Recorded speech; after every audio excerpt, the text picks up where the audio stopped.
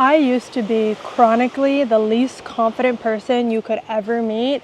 And in person in middle school, I was so insecure to the fact that every day, it didn't matter what, how hot it was in Virginia, I would wear long sleeve shirts and, long pants and all of that. And it's not because I wanted to, it's literally just because I thought I was just so ugly. Like, I just thought that nobody would like me for who I am. And I thought that my skin was too dark and, there's things wrong with my skin. So I was like, okay, I cannot show this to the world because I know that once I show myself, I will be judged. So with that being said, I'm going to talk about how to be confident and really be empowered by your day-to-day and who you freaking are.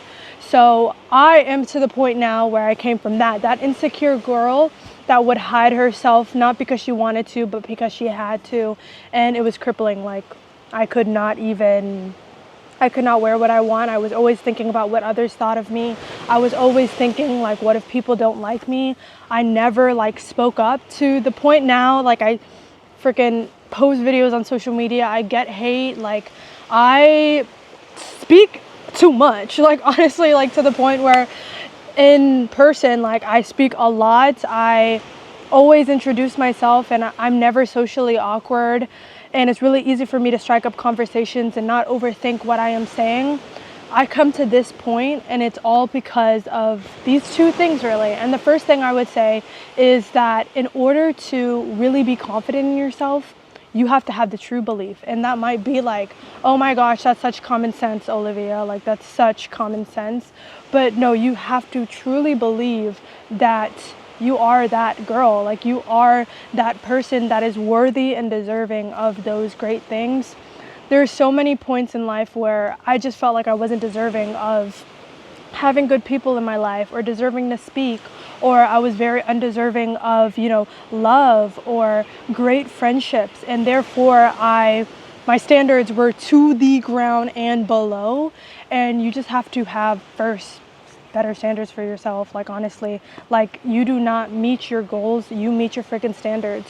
So if you are wanting to be confident, whether that's in your relationships, in public settings, on social media, you want to be just a girl that is confident, walks through life without having to think in the back of her head hey, what if people judge me? What if people think badly of me?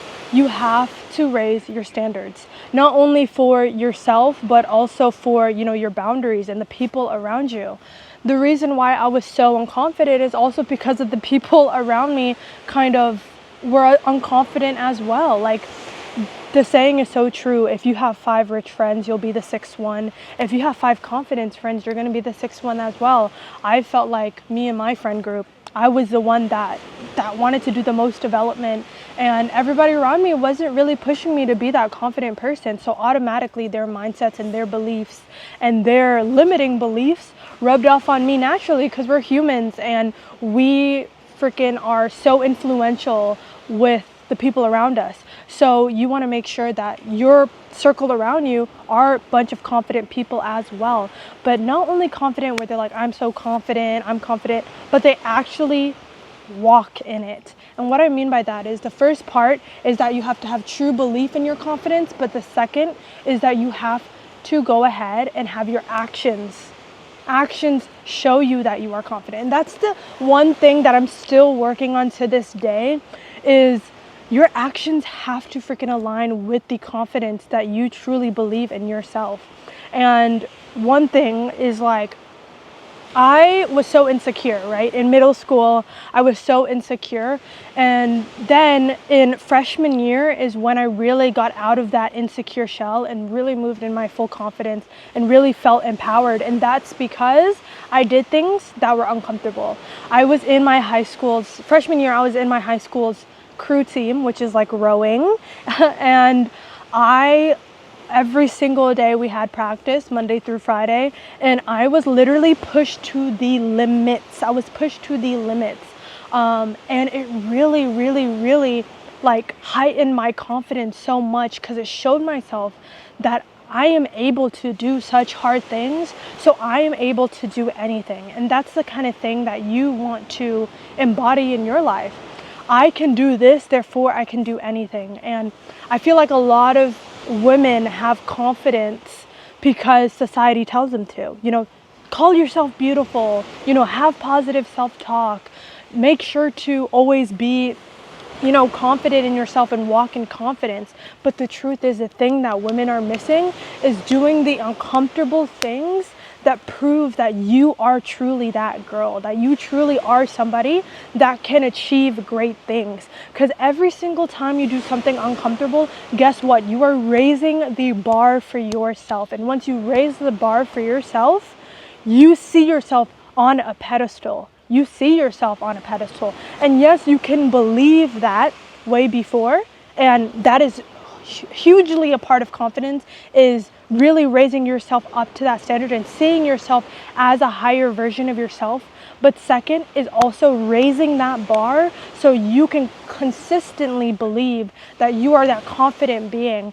You know, people would always ask me, like, how are you confident to get on live? How are you confident to go and get on social media? And the truth is, the only reason why I'm confident is because I consistently continue to raise the bar for myself, and I consistently prove to myself that, hey, I can achieve those great things, right? So that's the thing that you have to kind of see for yourself. You have to consistently raise the bar for yourself so that you can consistently keep elevating. And that's the thing that a lot of women are missing.